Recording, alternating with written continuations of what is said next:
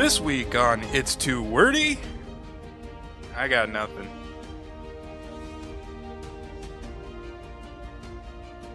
Alright everybody, welcome to the newest issue of It's Too Wordy Comic Book Podcast, the comic book podcast where we used to discuss one old and one new, too old, too new.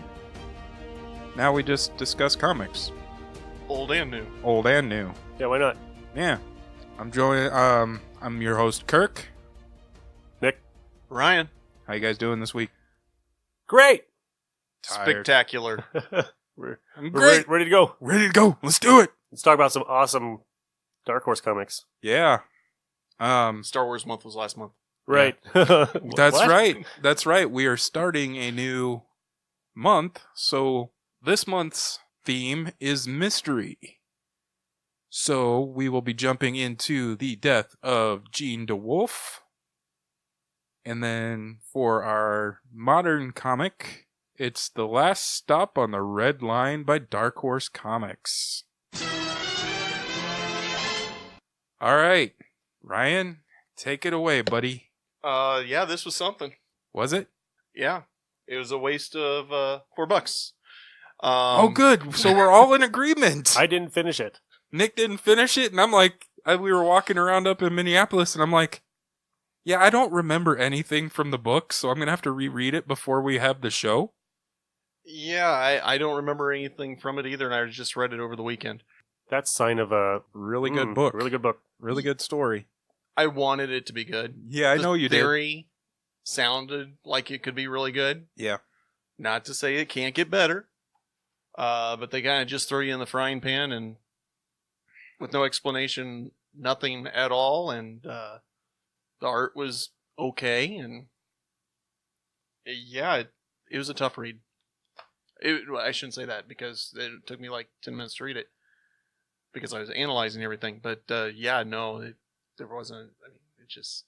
I got confused about what was going on halfway through. Yeah, they don't do a good job of kind of indicating when things are changing. There's no cohesion to it. And I was like, I pushed myself through to finish it. Yeah, I don't get it. I don't get it either. I really was hoping, like Ryan, that this was going to be like a good one. I mean, it's not like I've never read supernatural comics before. Yeah. You know, books of magic, the old Son of Satan stuff, you know, Doctor Strange. This was like getting thrown in the middle of an H.P. Lovecraft book with no reference to any of the stories before, or what came in like the 3 pages before. Yeah. Where is this taking place? Is this Boston? Chicago? New York? Because it says something about Massachusetts in there in the first page, like the scroll. I am New England. Somewhere in New England. I couldn't figure out where it was at.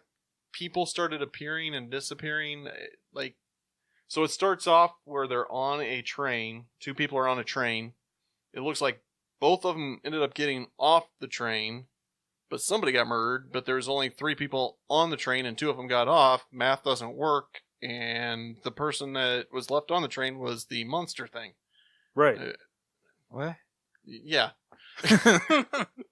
So I'm betting it's the cop with the thick thighs. He's got wonderful muscles.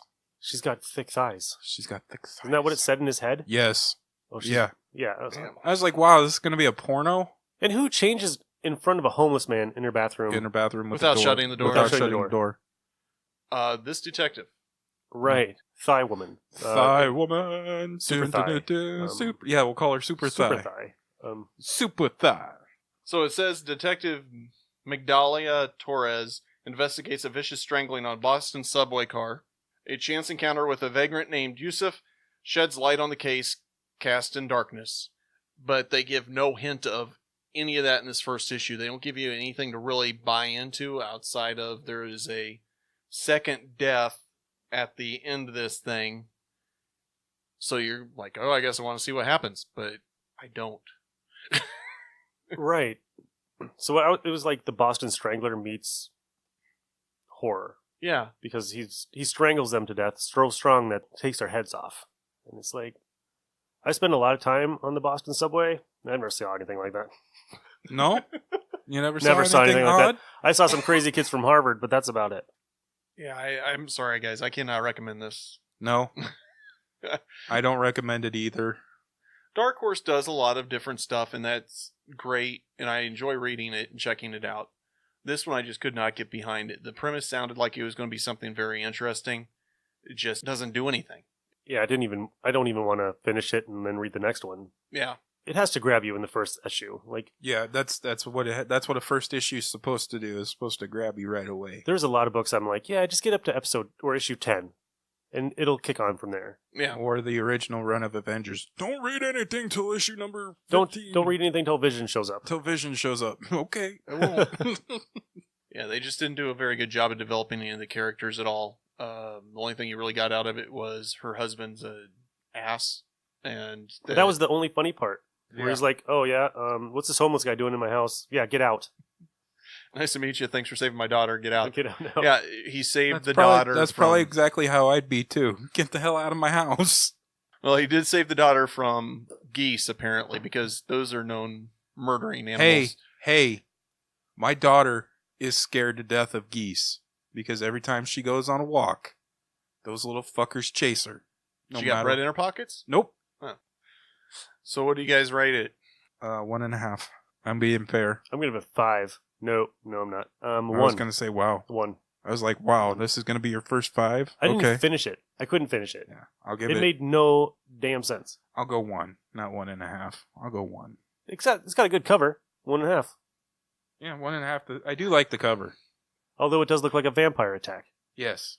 Because of the cover, I'm giving it a 0.5. 0.5. Wow. I read a lot of stuff, and this was not good. All right. I'm sure they've done some fantastic stuff in other books, but this was just not it. Maybe it gets better in the next book. Somebody will have to tell us because I'm not picking it up. No, I will not buy the second book. I will not get railroaded twice. Boom. But Ooh, I didn't even catch that. I didn't even. That's where I my wa- head's at. I wasn't even going for that either.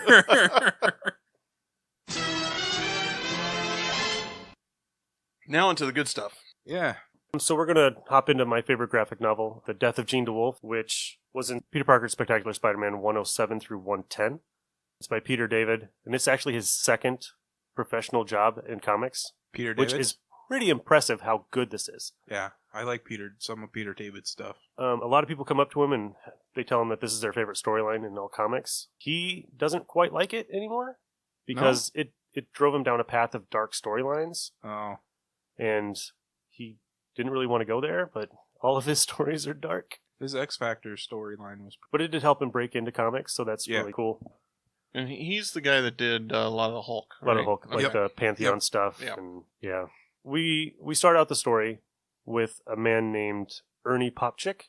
And Ernie Popchick is renting a room from Aunt May because Peter's moved out and she needs some money, so she's renting out the house. And he's stupid enough to actually take money out of an ATM and flash it around New York. Hey, here's my money. Yeah, I got all my retirement fund. Remember my retirement. Why are you shaking your head, Ryan?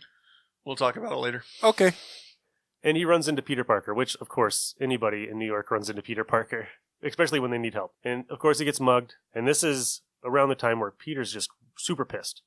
Like, he just got rid of the Venom suit, and he's down on his luck, and he's just pissed. And he's wearing the black suit, which isn't the symbiote, but he's still wearing the black one just because he literally likes it, because it's awesome. I really like that one. I wish he'd go back, not the symbiote one. Give me Iron Spider all day long. Yeah? Or Armor Spider-Man. That was fantastic. The silver armored Spider-Man with Yeah. the plates. Yes. Nice. What was that? 300 Web of Spider-Man 100, I think? Something like that. Yeah. I That's have not. quality right there. One issue and then it disappeared. I have not seen this I one. don't know. Nothing's better than the Fantastic Four suit with the Don't. bag on his head. Not worth it. Just the suit alone. It's pretty dumb. And well, yeah, they had like 16 Spider-Man books. It looks like the Shocker mixed with Iron Man. Oh, So it we looked have like all he those was little- covered in tile. Those little squares. Yeah, they're tiles. okay. So you were being funny, or you actually really liked the suit? I don't like that suit. Okay, I didn't catch it. See, I'm tired. I'm not catching your sarcasm.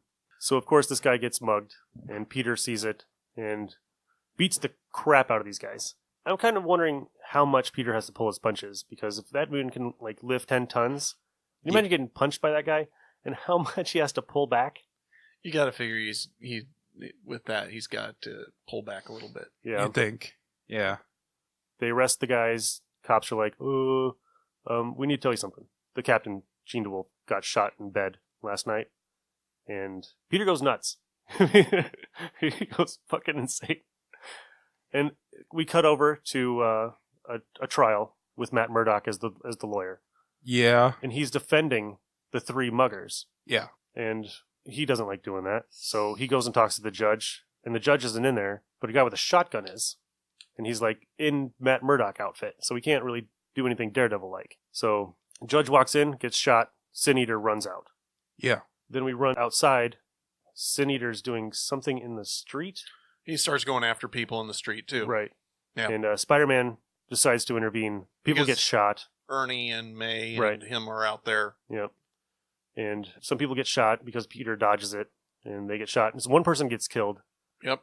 And then it's just a huge... And Peter realizes that the guy has a gavel in his belt and a detective's badge. Little trinkets. So it runs on and runs on and runs on. And, like, he meets a New York City detective named Stan Carter. Yep. And Stan Carter ends up being an old S.H.I.E.L.D. agent. Right. And he's teaching Peter how to be a detective. You know, he's like not letting him ride on the top of the car. He's like, just get in the car.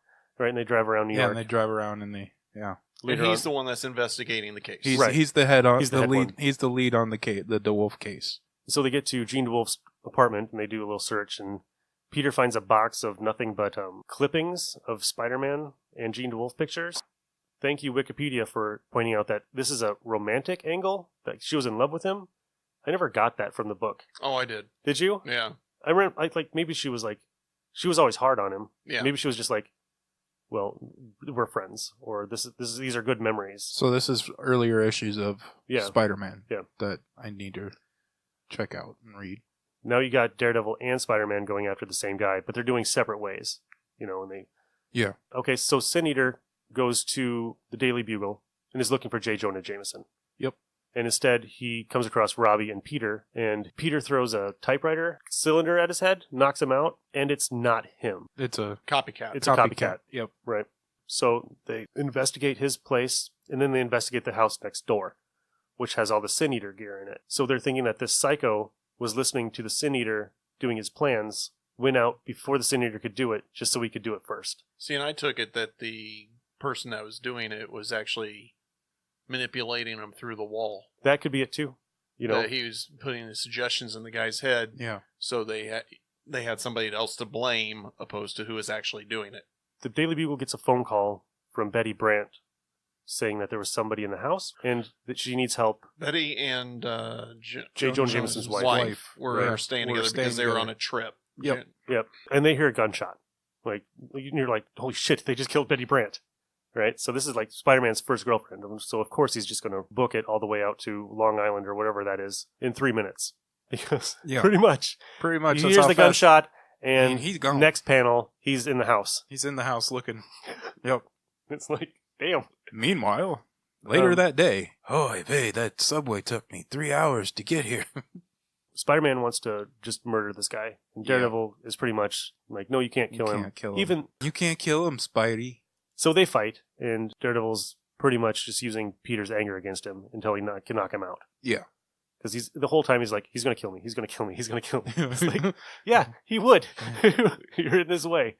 He almost killed one of his old friends. But I'm not going to give away the who the killer was. Yeah.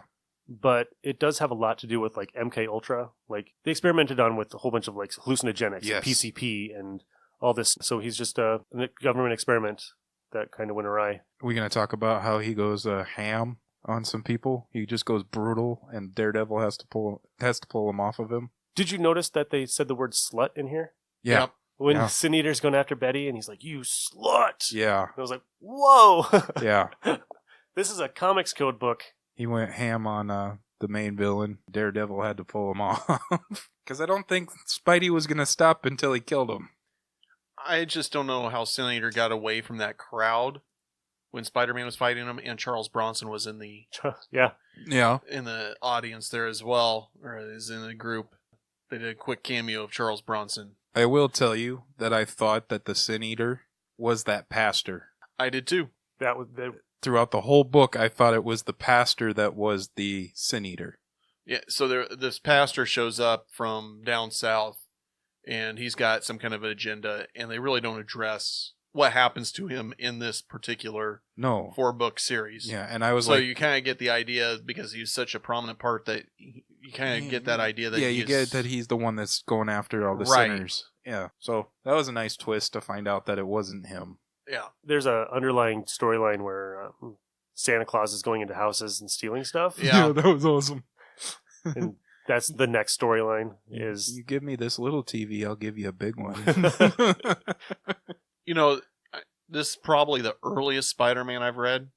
I have no connection to Jean DeWolfe at all. Neither do I. Before reading that. This is my first Jean DeWolfe book. So that's why I always kind of stay. I'm like, I don't know who Jean DeWolfe is. It's not a main character as far as I'm concerned, so I'm not going to read it. But once it got brought up and we read it, I really did enjoy it. Yeah, it was surprising because I read a lot of Spider-Man, but I never read anything with Jean DeWolfe in it. Yeah. And when I picked this one up a long time ago, I was like, wow, this is really good. Yeah, it was very good. So, ratings? I'm going to go 5. It's 5 for me. Ooh, look at Nick. It's my go. first 5. This is first 5. Wow. What do you guys think? I'm going to do something hoity-toity like Miracle Man? Probably. Yeah. Shit. How you were talking so much about him, and then you found his comic books Power for pack. a buck.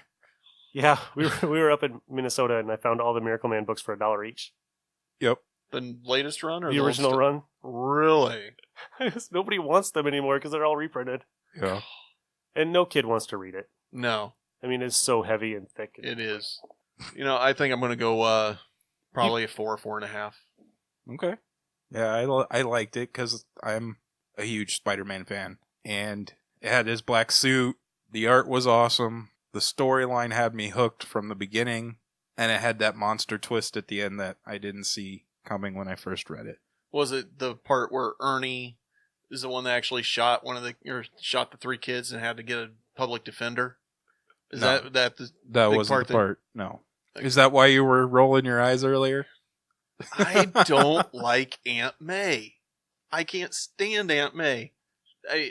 At this point, Peter needs to move on from Aunt May. Hasn't she died yet? She's just... She should be like 150 years old. Did she take super soldier hero serum too? Pretty sure she's back then. Yeah, she's back because she's in Because that. she dated Doc Ock. There was what the hell was I reading where she was still alive? Wasn't it the Marvel team up? She dated J. Jonah Jameson. Oh, yeah. I've been out of comics a long time. She's just always been whiny and naive.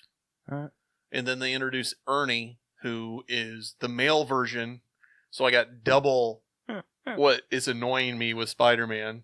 You know, I understand Peter needs that to feel that responsibility and move forward and everything. I'm fine with that. Why don't they put his responsibility on to Mary Jane since they're getting back together in this new run? So she has cancer. Okay. That's all they say. She has cancer. Thanks, I was Wikipedia. expecting more. Thanks, Wikipedia. But that was during Dr. Octopus time. Yeah, now she's dating Jameson. And I can't remember right before one of the reboots, one of the 6 reboots they've done in the last 2 months. Jameson knew Peter was Spider-Man. And there was a story arc where he sold out Spider-Man because he was getting his life threatened. So he's trying to get a hold of Spider-Man to go save. And that brought in Agent Venom. It was just... anyhow. Sounds like you're not happy. I like the character of Spider-Man. So I do I. like the fun, go-get-em Spider-Man. Mhm. I even like some of the home life stuff with Mary Jane or Gwen or Flavor of the Month, whatever. Black Cat. Yeah. I can even tolerate that. But for whatever reason, whenever Just Aunt cannot May tolerate Aunt comes in, May. she is like the one person I would love to be gone out of comic continuity. You want her to join Uncle Ben? Yes. Would yes. you rather have Uncle Ben than Aunt May? He at least seemed reasonable. Yes. Okay. It should have been you, May. It should have been you. All right. So Nick gave his first 5, and we are 10 issues in. 11 issues in? 11. This is 11. Issue 11, and Nick gives his first 5. I'm proud of you. I was worried that you were never going to give a book a 5. Well, just wait till we get to Howard the Duck number 2, and then you'll get another one. Because some of those stuff we've read has been really good. This Howard the Duck 1 is like a 1.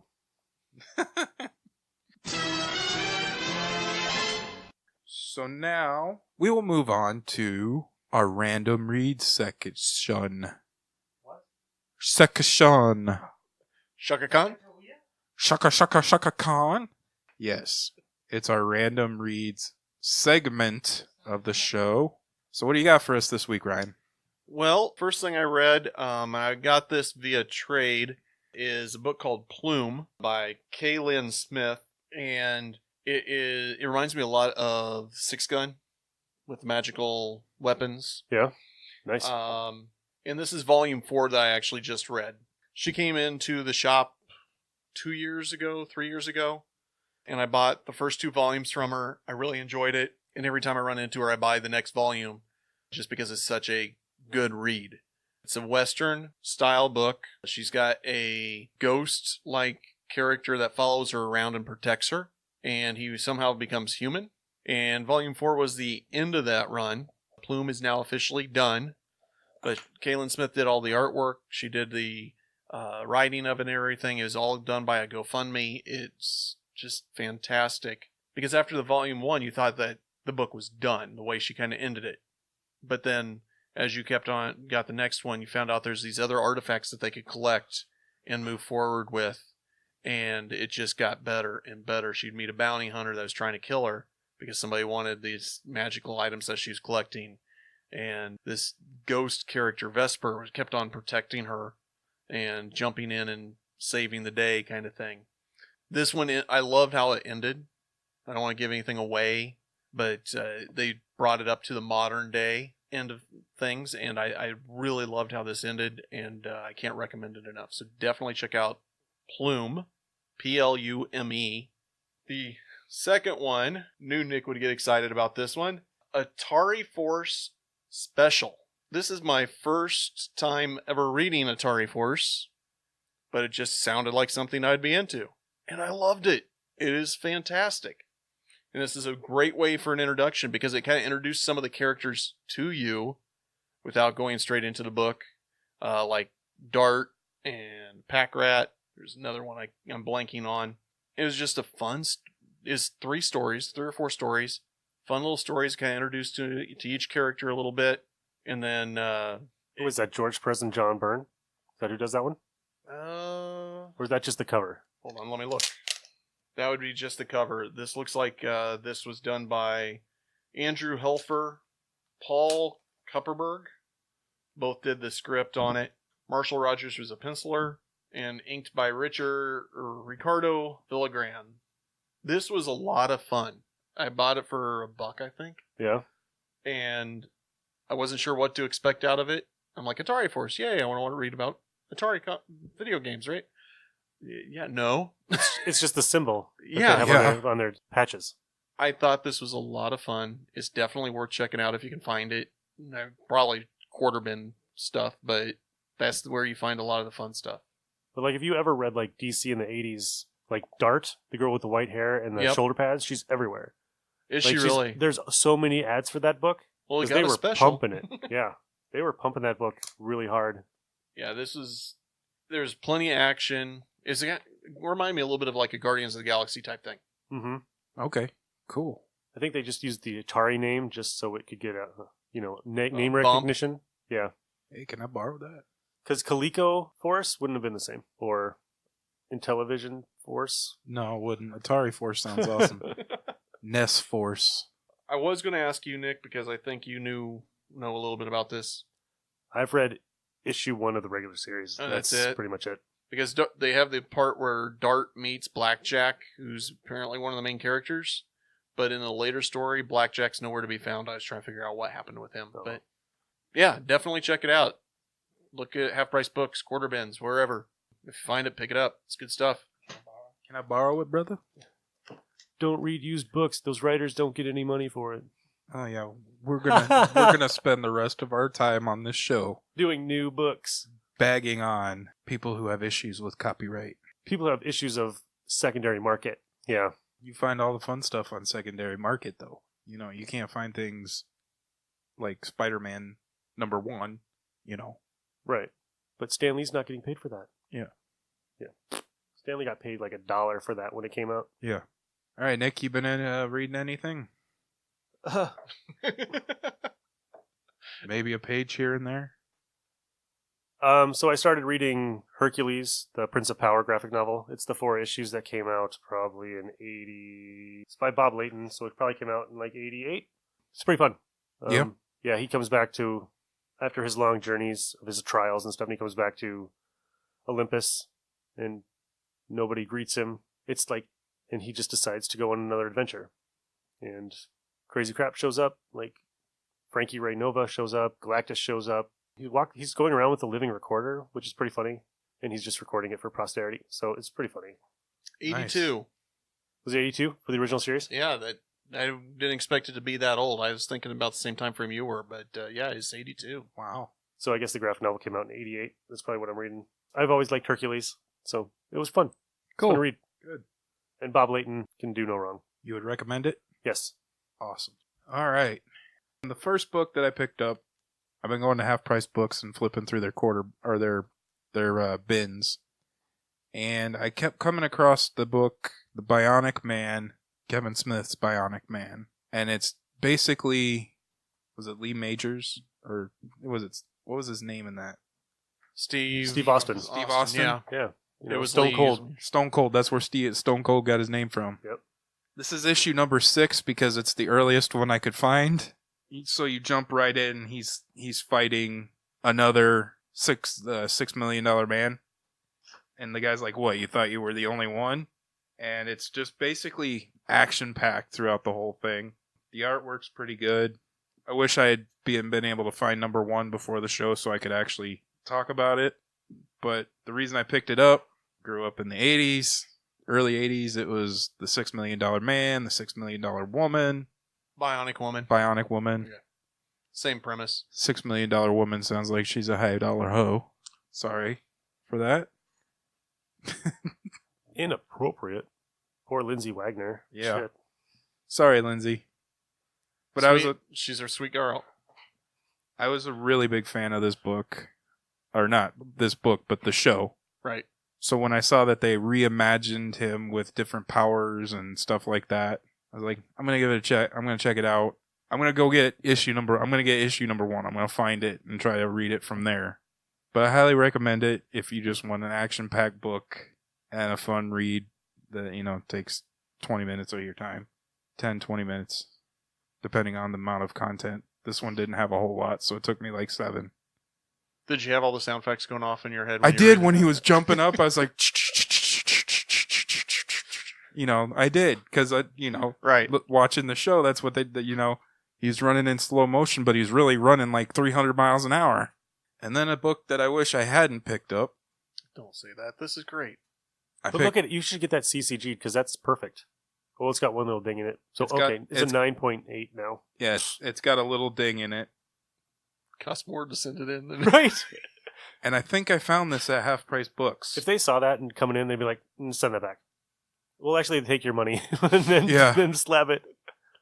Yeah. I think I got this at Half Price Books as well. So I've kind of gotten hooked on the 2099 series. I really love the XMen, so I was going to give every other one a try. So I got Punisher and Ravage. The first issue was okay. I like the Eco Police or whatever it is, where if they litter, you get murdered. So it was like very post-apocalyptic. So, 90s comic books. Yep. He's a trash man, right? I can't remember. He's a garbage collector? No, he's the head of the Eco Police. Oh, right. I knew it had something to do with trash. Yeah. He's the head of he's the commander of the whatever it is. I'm glad in 2099 that douchebags still have ponytails. Yeah. That's good to know. Total 90s book. And this is one of the... Stan Lee did create this particular character. This one is written by Stan Lee, so the writing is awesome in it. I like the writing, but does he go on and do like 2, 3, 4? Yeah. Does he? He does for a little bit. I can't remember when he gets off of it. I think he goes through Hammer of the Gods. Because I was looking online to see like how much it would be if Stan Lee had autographed it. $1.99? No, it's worth about $4.50. The most expensive one I saw going was $450. It's good. It gave me kind of for some reason the villain looked like the guy from Running Man, the Family Feud host. What was his name? Richard Dawson. What's his character? Richard Dawson. From Hogan's Heroes. Yeah, he kind of has a Richard Dawson. Damon Killian. Yeah, I can see that. Yeah, that's what it kind of gave me a feeling of, like this was going to turn into the Running Man or something like that. Which it's kind of good because I like the Running Man, but it kind of does. I got that kind of a vibe from it, so maybe I will continue to collect it and read it. Yeah, I guess I would recommend it. Now thinking about everything that I read. I like the foil covers that they do for the number ones. Those were really cool for the 2099s, yeah. The 2099s, all the number ones are foil covers. The artwork wasn't bad. Like I said, Stan Lee was the writer, so you can't go wrong too much. The last one he did was issue 7. Okay. I can say through issue 7 it was really good.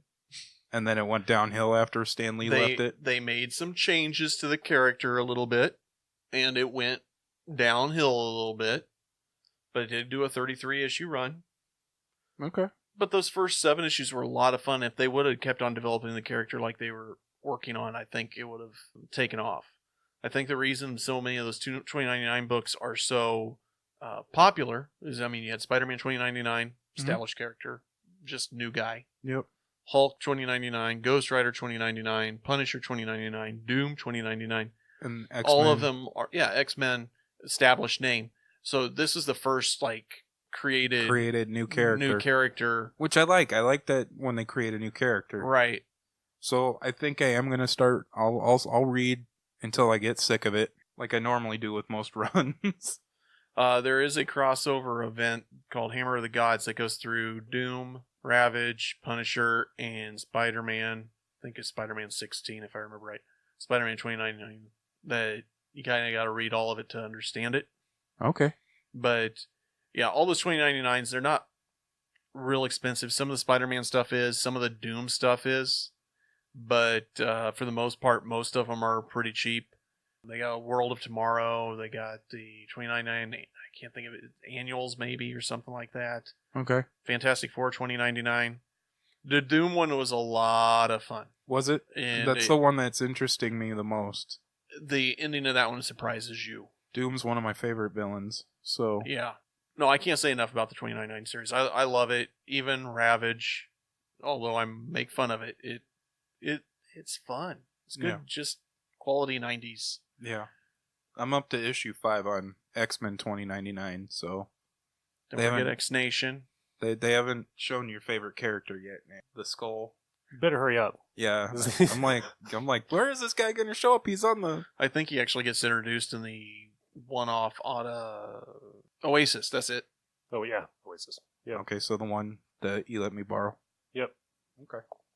All right, some other stuff that I picked up this week was Batman and the Outsiders #1. I'm going to keep going. Yeah. I liked it. Okay. Even though it was a total ripoff of Cable coming back from the future to save you. I forgot which one that was. Yeah, it's Batman and the Outsiders. I'll let you borrow it. Also picked up Batman 71, where... Oh, okay, the regular issue. The regular issue of Batman. Not to be confused with Batman 66, no. Which was the Adam West strip. Okay. Yeah, it was number 71, where Bane is apparently... Haven't read it, no spoilers. Oh, sorry. Yep. It was good. So Bane's in it. Yeah. Well, the cover gave that away. The cover gave it away that Bane's in the book. I knew Bane was going to be in it. Then I picked up War of the Realms Punisher, #1. Okay. Enjoyed that. I think that might be one of the War of the Realms that I actually read through the whole thing. Okay, I didn't get that, and I'm not planning on getting it. How do they integrate a earthbound human? They attack New York City. Gotcha. Of course they do. And he's fighting the Frost Giants in New York City. You would figure at some point New York would pass a law, no superheroes here, just You'd think. all the damage they I don't know. I really liked it because it's the Punisher, and I'm looking for stuff to read for the Punisher. So versus mythical godlike frost giants with a rifle. Exactly. He just heats the bullets up. Does he team up with Cosmic Ghost Rider and Punisher Stein or whatever that was? Frankencastle? He's by himself. There's one not to read. Frankencastle. I was so dead set on buying that graphic novel just to have it. Is that like the Hulk Marines? No. They they reanimate Punisher's dead body as God. Frankenstein. Okay. That sounds absolutely horrible. They make but it a something, horror book. But something to put in my collection. I think Greg Rucka's the one that wrote that. I love his stuff, and that one was a little rough. Just for shits, I kind of do still want it. I do too. I think I want to get it just so I have The artwork in it is amazing. Oh, yeah, no, absolutely. And it's the storyline that. But if you can get it from the library, I'd recommend that. Yeah? Okay. I am going to say that I am now going to read Orphan Age until it falls off. I picked up Orphan Age number 2, and I enjoyed it. And yeah, I'm going to keep... That's one that's going to get picked up every time it comes out. I can highly recommend... I can't recommend that book enough. So I'm not one of those guys that goes on keycollector.com and is like, oh, I need that book, right? Because I hate... You know how I feel about speculators. Yeah, your brother-in-law is going to become one with the... I'll talk about that in a minute. But I've been reading a lot, like, somebody just bought the rights to all the Atlas books, and I was like, I've never read one. And I was just at a Comic-Con, and one guy had like 2 issues of Scorpion, 1 and 2. Yeah. He had a lot of them, but I wasn't going to buy them from him. I was like, I That don't know how... What? That was the Hoarder? Yes, that was the Hoarder. Okay. And I was expecting them to be quality of like Charlton Comics, where it was just like type-faced and crappy paper. This is effing good. Like, Yeah. Scorpion number 1 is pretty amazing. I mean, it's by your favorite artist, Howard Chaykin. I like him better than another individual. So, But yeah. they did bring the character to Marvel as Dominic Fortune. Not real up on the Scorpion. But it's good. I mean, he's an immortal who's lived multiple lives, and he does crazy shit. And it's really not for kids, which is really nice to actually read a book that's Not designed to go to kids? doesn't have to just go to kids or adults. It's kind of just an adult kind of I think storyline. Atlas, a lot of Atlas's stuff did do that.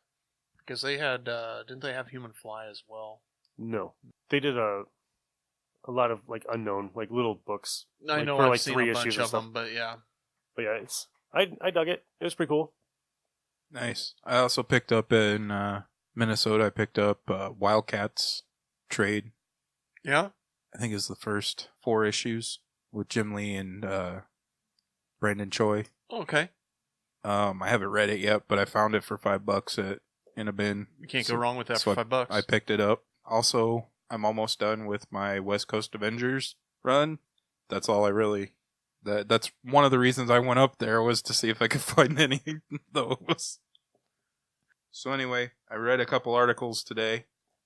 First one is Spawn 300 is coming out this summer, and Greg Capullo and Todd McFarlane are going to write and illustrate it. It's also going to have their current artist, Jason Shaw, Jason Shaw Alexander, J. Scott Campbell is going to be part of it. How many covers are they doing? Have they announced? They're doing 12 variant covers, but it didn't sound like it was going to be... They made it sound like in the article that it was just going to be Capullo and McFarlane doing the different ones. Yeah, no, they did the same thing with 200. There's like 5 or 6, probably more than that. Yeah, they said there was going to be like 12 variants. Mm-hmm. So I thought that was cool. This is where I'm going to turn into a speculator. With Ravage 2099? Yeah. Yeah. I haven't read a Spawn book since like the 90s. So I don't plan on reading one after 300. I think I read the Spawn Dark Ages or Medieval. I can't remember which one. But I got the whole run of that for cheap, so I picked it up and read those. And Yeah. Yeah. The second article I read is the one that I'm most excited about, is House of X and Planet X this summer. Because it's going to relaunch the entire X universe. This is going to be where they... Yeah, they haven't done that since last year. No, it's... I'm thinking since they got the movie rights, they're going to... Try to go with it, yeah. Yeah. So they put Hickman on it. Yeah, it's going to be his universe. It's going to be his universe. So Yep. because of what he did with Avengers and Fantastic Four, they're giving him X-Men. Well, it's not just that stuff. He's done a lot of independent stuff off of Image that has just been unbelievable. The House of X is going to be about a pivotal month in the history of the X-Men. It's going to be this one particular month. And then... What could it be? Powers of X... Dark Phoenix Saga? The event, like Kitty Pryde coming to the mansion? Could be. Don't know. Them being on Krakatoa for a month? Yeah. That would suck. It would just suck. be like page after page of them just stuck in a tree. Yeah. How do we defeat this tree? How do we spend a month with the X-Men? Thanks, Giant Size X-Men #1. Introduced all those new awesome characters, but the storyline was shit. Couldn't they just start a fire? And I read that Chris Claremont is the one who gave the guys the idea of how to defeat Krakatoa, because they couldn't figure out how to kill Krakatoa. Chainsaw? So Sunfire? don't know. But Right. he gets credit for giving them the ending to that particular book. Didn't that Get the introduce- Dreadnoks, and they'll come in with their flamethrowers and their buzzsaws. They'll just rip it down. Wasn't Warpath introduced? No, he was in... Yes, Warpath. No, that was Thunderbird. That was his Thunderbird. brother. That's right. Thunderbird dies That's right. in that he issue. didn't have an axe? No, That'd be racist. that's Look racist. Look at his man. outfit. He's got al- he's got fringes and a headband. It was already heavily stereotypical. He fights buffaloes. It seems Yes. like a tree would not be a problem for these guys with So, powers. It's a living tree, though. Aren't all Aren't all trees, trees living? living? No, so it's going to be 1 month in the history, a pivotal month, and then Planet X, Power X, sorry, No more mutants. is the history of mutants in the Marvel Universe. So it's going to go through, it's going to be like a history book Oh, that'd be cool. of the mutants, is what it's going to be. I would probably pick that one up. You're going to need it now that they're relaunching. It's going to be like, now that you always thought that Wolverine's name was James Howlett, we're going to change it Yeah. to Stan Winston, Yeah. and he's going to be a nerd. I'm excited because I'm hoping that they're getting a relaunch and they're finally going to be taken seriously again. We'll find out. Yeah, don't put your eggs in that basket yet. No, we'll find out. I'm hoping I'm not overhyping this in my head like I did AVX. Well, since they own them now, I think you're going to get a lot more support on it, and I think it'll go well. Because the reason they killed them off the last time, or the series is off last time, was because they didn't want to help promote their or Fox's movies. Yeah. They did the same thing with Yep. the Fantastic Four. Yeah.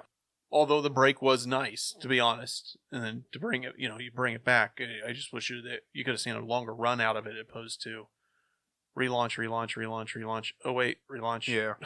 Well, this one, the article said that all X storylines will end. Not just one. Mhm. It'll be every single one will end. Not Major X. What? I think That's a 6 series. I think they were like, okay, we'll give Rob Liefeld a chance again because we know we're just going to kill it off. You can do whatever you want. Just do whatever you want. Make new characters. It will go nowhere. So this could either be shitty or it could be like the relaunch of the X-Men in 91. I wonder if Hickman has what his contract looks like, because I think that's going to dictate what happens with the X-Men. Because if it's only for so many issues, Yeah.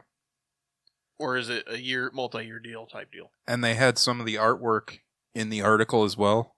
And I'm like, this is awesome. The artwork's going to be as good as it's going to be awesome. So I'm like, okay, so they're really putting money into this book. They definitely need to do something to kind of revitalize their universe. That's for sure. So I hope it's just like 91 where it just takes off for like 10 years or something like that. Yeah. And it's an exciting book to read and it's not, like I It hope is it's now. reasonably priced. So do I. For whatever reason, those number ones always bump up to like $6. Yeah, $5.99 usually. Six Yeah, bucks. it's like yeah. I don't want I am going to put $6 into the first issue, but if it's not good, I probably will be so disappointed and crestfallen that I won't pay for any of the other ones. you would think if they're going to do relaunches like this, you want people to jump on, new readers, that kind of thing. Yep. Make it a $2 book. Yeah. First couple of issues, Make $2. it cheap. Make it cheap. Within Get people reason. in. People are trying it. You got them hooked on the storyline. Then go, okay, now that's because they did that with. They did that with like Batman when Bruce Wayne was the murderer. Yeah, they did it with 25 cent. Batman.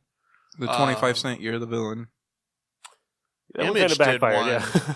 That backfired, and I was so tempted to tell that guy up in Minnesota, don't pick it up, it's free, just don't pick it up, don't do it, it's not worth it. Because there was a guy looking at it as we were walking out, I'm like, don't do it, no! Image a few years back, I can't think of what title it was. Cyberforce. They actually released the first 2 or 3 issues. They were free. And then it cost after that. Okay. But, I'm not saying go free, but you mark the price down on the first couple issues. Make it affordable so everybody can buy it. It's not a Batman book. It's not the X-Men are established, but if you've already shown that you destroyed this universe how many times? You have. It's been a dumpster, an affordable start point. It's been a dumpster fire for quite a long time. Yeah. You got anything? Oh, no. You want to talk about Minneapolis? Yeah, we can do that. Sure. All right. So talk about the cool guys we met. Yeah. Yeah. Finally actually met some cool writers, cool artists. So this past weekend, Nick and I and the fam all went up to Minneapolis for SpringCon. Ryan gave me like 22 comic books to get signed. A little bit of an exaggeration. 4 books, which I forgot 2 of them on Dan Jurgens' table. Yeah, 2 of those guys were really hard to talk to. I just want you to know that. Yeah. Really? No. No. 2 of those guys were a pleasure to talk to. 2 of them. 2 out of the 3. Well, I talked to, 2 out of the 3 were that you gave us, yeah. You got to meet Pat Gleason. I got to meet Pat Gleason. He's awesome. And he was picking on his daughter. It was hilarious. He was like, okay, you're going to be my money holder. I just want you to take the cash, put it in your front pocket. She's like, I don't have front pockets on my pants. He's like, what do you mean you don't got front pockets on your pants? That's just weird. And they just had this little, I was like, okay, this guy's like really down to earth and cool. And like, he had 2 piles of old original art, right? He had $100 pile and he had a $20 to $40 pile. Yep. Okay. I wasn't going to spend $100, even though there was a few pictures in that $100 pile. I was like, oh, those are nice. But I ended up picking an Aquaman original art, and it was really sweet. And he's like, you want me to personalize it? I'm like, yeah, and so he signed it, and he was really cool because there was one other guy looking at stuff when I went in. We got there real early, and so I got the opportunity to kind of talk with him a little bit and get his autograph, and he's fun to talk to. He's probably up there now. He's probably, since he's so nice, that's awesome. And then who else did we see? We met Samuel Clark Haybaker, who did the old Nomad series from Marvel, which is funny because I met him when I was 14 and I couldn't talk to him. So this time I actually got to tell him that when I met you, were my first comic artist I ever met. Yeah. And I couldn't talk to you. I was like, like 14-year-old nerdy me is sitting there like clutching his Nomad #1. And they told me stories about how the owner of the store, Ground Zero, brought them in 92 to do a signing, and they got him a hotel. But the hotel was like, had mirrors on the ceiling. It had like a waterbed. And they were like, wow. Nice one, guys. So I was like, it's nice to finally actually get to talk to you. It's been like 20 years. Yeah, he was awesome. Maybe 27 years. He was really awesome too. So, and then I met Dan Jurgens. Yes, you did. And since Nick doesn't like him, I was a little sarcastic bastard with him. Oh, I just want you to know how much this book meant to me growing up. I read it every year. No. I haven't. Like, thank you for blowing me. Thank you. That means a lot. And I'm like, you're welcome. No, actually, plethora means a lot. Yeah. So, and I haven't read the book since I was like a teenager. Would you say I have a plethora of piñatas? So, that's where I left your comic books on his table after he signed yours and my Death of Superman. And then we met the Murder Falcon guy. Daniel Warren Johnson? Yeah. That's him. And we were talking to him. Total metahead. Total story. And he was talking about drawing Dio and how hard it was for him to draw Dio in the final issue. And then we were talking and he's like, I just want you to know that it's totally blowing my mind that 2 dudes are talking to me about Murder Falcon when it was just a name that came out of my head like 2 years ago and now I'm here. He goes, it's awesome. I'm like, well, you're really awesome. And then, who else? We met Jeff Butler. He's a cover artist for like old Now comics. He did like the Green Hornet He did that classic Green Hornet #1. He did the old Marvel Superheroes role-playing game covers. A lot of the artwork inside. He's done a lot of Conan. He's done a lot of stuff that we have no like. I was like, that's yours. That's yours too. That's Holy yours. Crap! Wow. He's just one of those guys that's been in the industry forever, and you just don't know about him. Right. Like once you start seeing his artwork, you're gonna be like, damn, now I know who that guy is. Yep. But he's always awesome to talk to. He was really awesome. He's down to earth. He's just like, he remembered you guys. Yep. He remembered Sophie. Because my daughter had to go buy a picture that he did of the monsters. Yeah, the monsters. He remembered her from and I was last like, year. this year, this is my pick. Get out of my Not way. yours, He goes, get out of my way. Get out of my way, kid. This is my turn. So I got his classic Marvel Universe role-playing game cover of Captain America and the Red Skull, which is probably my favorite cover of like all time. Yeah, I got the I don't know where that Wolverine is from. Is that from the encyclopedia, the superheroes? It's from that one. It's from the encyclopedia too. So I got the Wolverine from the Marvel Superheroes Encyclopedia. And I got a signed Vigilante print from Samuel Clark K. Baker too. I got a Green Lantern sketch from Samuel Clark K. Baker. So I was like, yeah, I'm gonna make Ryan jealous. You didn't bring it. I was still wondering if you were gonna bring it. I should have. I just didn't want to transport it. The true question is, what Green Lantern? Hal.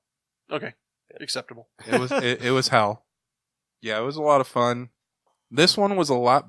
I like this one more than Kansas City because Kansas City's just turned into like, how many celebrities can we get? Yeah, and this one it was $15 to get in, and it was not crowded until the end. It didn't start feeling crowded until we were leaving. Nice. So we didn't have to wait in line to talk to any of the artists or anybody. So it was nice. Except for Pat Gleason.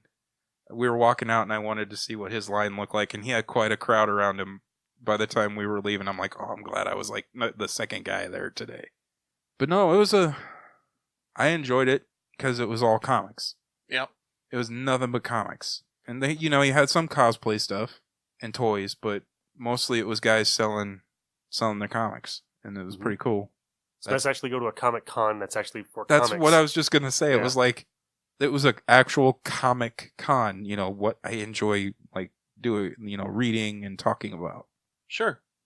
So they have a Falcon. The Falcon, it's one day. It's on a Sunday. It's on a Sunday. Do they have the artists and stuff come in for that one too? Yep. And what's great is it's all volunteers. Nobody gets paid for it. So all the people that work it, set it up, do the publicity for it, it's all volunteer. Nice. And they have a raffle that all that goes to charity. And awesome. Yeah. Well, that makes me feel even better about going. Now I'll go every year. And that's why Wizard World couldn't make it in Minneapolis. That's fantastic. That's awesome that a small con said, nope, you're not coming in. People in the city said, we don't want you. They tried, and they did it on the same weekend. Did they really? And they never came back. Good. Because I wouldn't want to see that one ruined. Especially if it's going to charity and... Well, I heard Wizard shut down in Des Moines as well. Oh, did it? Yeah, they said they were going to take a hiatus, and usually that means that... No more. No more. So, anyway, you got anything else? I got nothing. We said a lot. We did talk. We did. This is probably a good place to stop it. This is entirely too wordy. It's too wordy, which is good. I don't think Nick's going to have to edit too much from this one. We kind of kept it going. Are we going to tell him what we're reading next week? I don't know. What are we reading next week? It's a mystery. We haven't picked a new book. It is... We're reading Long Halloween for Long Halloween for the mystery. You'll just have to tune in for the new book. New book.